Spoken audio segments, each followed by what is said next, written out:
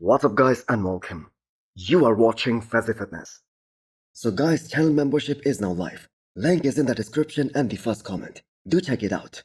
That would really help support the channel. So let's start this video with this update of the reigning 2x 212 Olympia champion, Keone, as he's getting stronger and stronger by the day in the gym and moving some crazy amount of weights. And this entire off season and all the training that he has been doing, when that finally translates on the stage at this year's Olympia, he's going to crush that entire 212 class at the Olympia this year again. And I have said this many times, that this guy is just on a whole different level. And he's gonna be so dominant, and that too up to a point, where if he stays in that 212, that category will get kind of boring. Because the thing is, we will already know who's gonna win that show every single year. Because the thing is, most of us agree that he is the greatest 212 competitor of all time, the greatest physique to ever step on the 212 stage.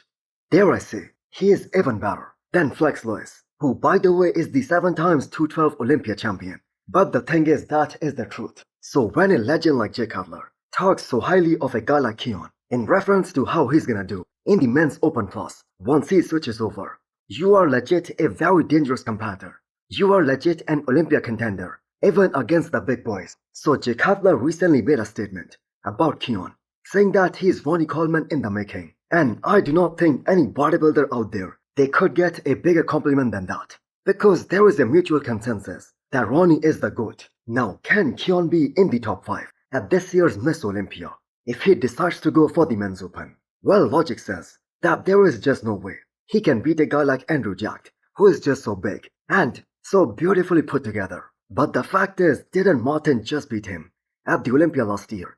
And also Hunter Labrada. And I think Keone, he is very much comparable to a guy like Martin. Maybe he is even better than him. The fact is, Keone has one of the best X-frame in that entire bodybuilding history. Some of the craziest proportions that we have ever seen. And I don't think anyone can dispute that. So his hamstrings last year, they were simply off the charts. And the way he brought up his back, especially in the upper half, that was on a whole new level. And that was so unexpected that he turned things around in terms of a weak body part, and that too in just a matter of 1 year. So what do you guys think? Can Keone be in the top 5 in the men's open if he does that this year?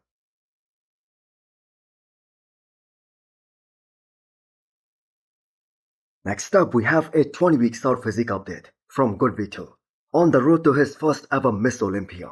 And I'm gonna say one of the most anticipated Olympia debut that we are gonna see this year. So is it realistic to say that Good Vito has a very fair shot at placing top 10 or maybe even higher at his first ever Miss Olympia if he comes in way more peeled and way more shredded than how he looked at the Honor Brazil this year? Well, in my opinion, that is realistic, and I am so glad that he had that Olympia qualification in the bag before that last year happened, and that kind of forced him to skip this year's Pittsburgh Pro.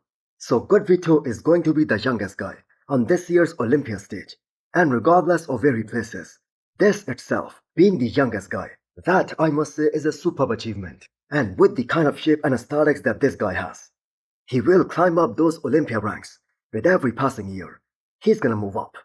Now it is kind of too bad we did not get to see him at this past Pittsburgh Pro, standing next to some of the biggest names in the men's open class at the moment, like Derek, Nick, Martin, Regan, Crizzo, William Bonac. Now, I'm not implying that he would have beaten all of them or any of them, but in some shots, like the front double, like the most muscular, Good Vito would have definitely scared a bunch of these guys up on that stage. So since turning pro, Good Vito's physique has changed a lot and tremendously. And the one thing that has been common about all the 3 shows that he did till now as a pro is that he always showed up in a top-notch shape. Even at this year's Arnold Brazil, he was in a good enough condition to beat that competition pretty handedly. There wasn't any kind of doubt in that show, even against a guy like Leandro Perez, that he was gonna lose even a single vote. But that being said, he needs more cap delts, more detail in the side leg, and more arm thickness in that side chest. But that is something that is eventually gonna come with time. Again, I'm gonna say, Good Vito's Olympia debut, that is going to be one of the most anticipated one this year. Next up, we have a 20-week out physique update from the Persian Wolf, Hadi Chopan. So get ready to watch Hadi do some of the most impressive lifts that any of you guys have ever seen, as he's that type of athlete who just never backs down from any kind of heavy training, and he goes absolutely balls to the walls every single time in the gym. And that is the case even when he is in the prep mode, even when he is very close to the competition. Now just take a look at the size of his delts. It's so logical to think that Hadi Chopan will be a few pounds heavier at the very least this time at the Olympia, because he had a proper off-season. He took that entire year off. Now I am pretty sure if you ask Samson Dauda who is going to be that bodybuilder among Derek, Nick and Hadi, who can really push him the hardest and his biggest rival, his answer would be Hadi Chopan. And that is because he stood next to Hadi at the Arnold Ohio last year, which we all know was Hadi Chopan's best look ever, without any shadow of a doubt. And there is nobody who can bring that level of condition and that level of detail and that kind of sharpness that Hadi does. Well, maybe Nick Walker can be the closest, but in my opinion, even Nick cannot bring that kind of sharpness. And Nick, we all know, has some drawbacks when it comes to his structure. And Hadi, we know, is probably one of the only guy out there who can masterfully pose round after round without even breaking a sweat. He has that incredible control over his midsection, and up to a point that even when he's doing those post-show interviews, he always keeps his midsection very tight. Now, if we look at the competition record of Hadi Chopan, he is the most consistent guy when it comes to bringing that elite level of conditioning. And it is kind of funny that even when Hadi is off, by his own standards, he's still the most shredded guy on that Olympia stage. So I cannot wait to see Hadi bring a new look to this year's Olympia stage. Next up, we have an update from one of the biggest rising stars in that Classic Physique division right now, Minate.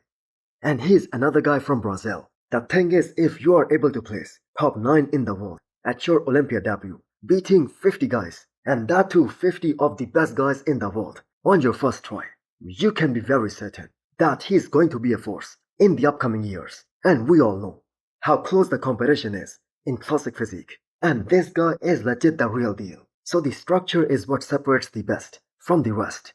And Minate, he has that ideal structure. So he was lacking that chest development. And if you look at his peak off-season updates, he has put on plenty of size, that new muscle tissue that will be more visible as he gets closer and closer to being contest ready. And I think at this moment, he is about 11 weeks out.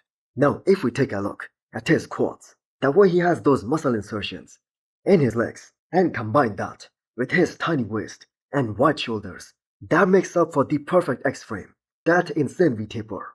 And no wonder Terence Ruffin mentioned his name while talking to Girls Tiger, that he can make that jump into those higher Olympia placings this year. If I had to think of anyone else that could push into that last spot outside of Logan, it might be I'm a really big fan of this Brazilian guy named Matheus Minaganchi. Okay. I think his structure is like amazing. He might need a little bit more size, a little bit better conditioning. So his 7-month transformation that he did last year, that is gonna blow away your mind. So if he continues to make progress at that rate, he's gonna surprise many people come Olympia this year. Stephane Matala checks in at 277 pounds in this craziest looking off-season update. And I must say, that has got to be one of the best so far. Look at those full-blown triceps. So reminiscent of the great Ronnie and his triceps. And to think that this guy was coming down to 220 pounds to make that weight for Classic Physique division. That is insane. He looked at his all-time best at Prodigal Pro last year, which by the way was also his last show. A show by the way which he won, and he qualified for the Olympia. And that was with Patrick Tour.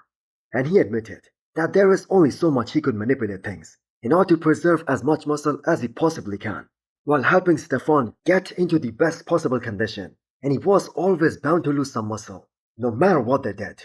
So what's more impressive about this kind of look of Stephane is how he has been able to put on a lot of muscle, while at the same time maintaining a very good body composition. So there was a rumor that Stephane is gonna make his men's open bodybuilding debut at France Pro this year, which is scheduled at the end of September.